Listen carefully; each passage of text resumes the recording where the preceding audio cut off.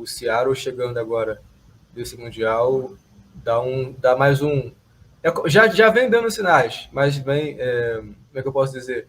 Vem falando, ó, se bobear, a gente vai chegar. E com o tempo, e se deixar chegar, com a mentalidade que eles têm, vai ser difícil quebrar essa sequência de vitórias, conquistas e até uma eventual hegemonia nos esportes. Como você vê, a NBA, tem a MLB, tem a NFL, a MLS pode chegar também. Não vou dizer de vencer tudo, os títulos a todo momento, mas se tornar bem mais competitivo do que já é. E essa soberba, esse descuido de você falar uma coisa ou outra de algum time ou de alguma coisa, ela vai cair por terra, porque não adianta você ficar no achismo. O que esses caras se preparam e o que eles estão desenvolvendo é um negócio absurdo. E os brasileiros jovens já viram isso também. Você vê o Brenner indo, optando, em vez da Europa, ir para a MLS. Você tem o Evander, que é um jogador do Vasco, que foi para o Portland Timbers, que também é um outro time que é de massa lá na MLS. Então, os brasileiros já estão olhando isso, os empresários já estão olhando isso, eles estão vendo que, opa, tem um mercado bom aqui. E você não vai ficar preso, você não vai para Nárnia quando vai para a MLS, muito pelo contrário, você vai para um holofote onde você pode também ir para a Europa. Que às vezes a pessoa acha que não é engraçado, às vezes a pessoa acha que é isso, você vai para Nárnia e você esquece do mundo. Tipo assim, porque o Cristiano é o Cristiano, mas tem gente que se fosse para o lugar do Cristiano no Al-Nassr, talvez ia sumir do mapa. Mas não é o caso na MLS, muito pelo contrário. Lá você seria em Hollywood e brilhando lá nos estádios. E tem mais um sintoma que as pessoas não estão percebendo, é que o futebol brasileiro já está sendo tomado por estadunidenses, né?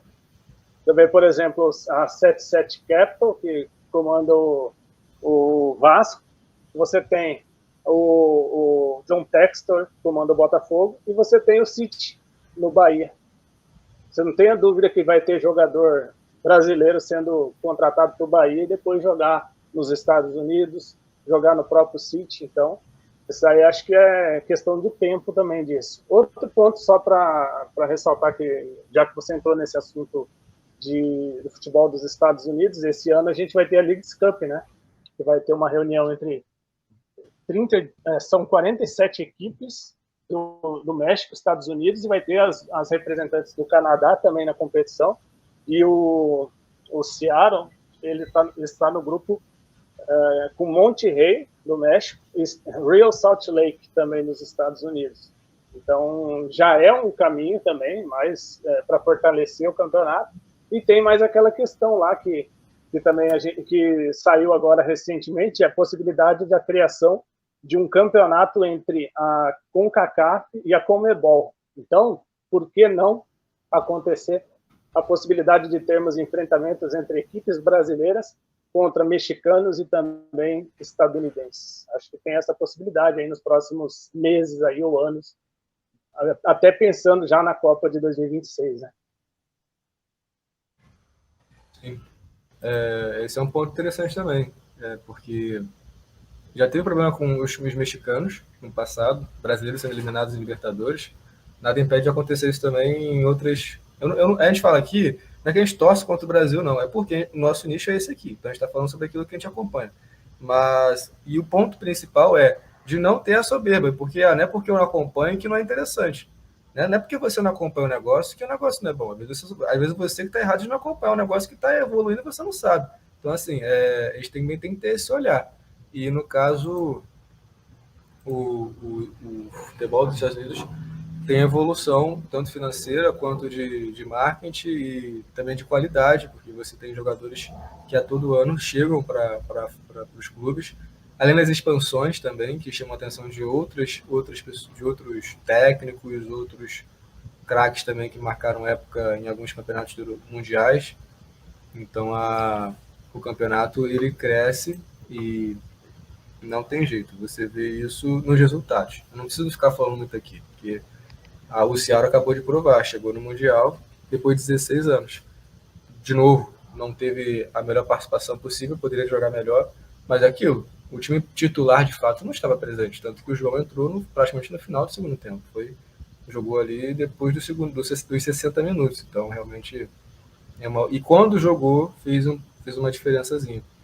mas é uma questão de evolução, e também é um processo onde eles têm a mentalidade e sabem lidar muito bem com isso. O pessoal dos Estados Unidos. E esse ponto que você falou sobre a soberba, sobre essa situação da evolução, passa muito por ver o que está acontecendo. O futebol dos Estados Unidos, ele teve sim uma evolução.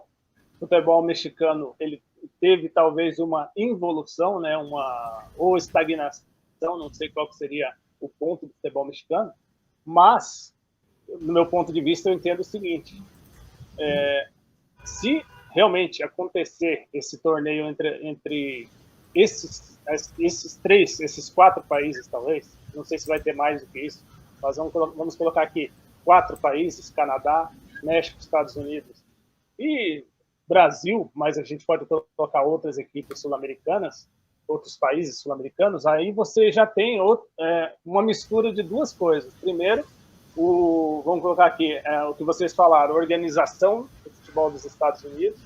Você tem a competitividade mexicana e a competitividade brasileira e sul-americana. E aí um melhora a qualidade do outro, né?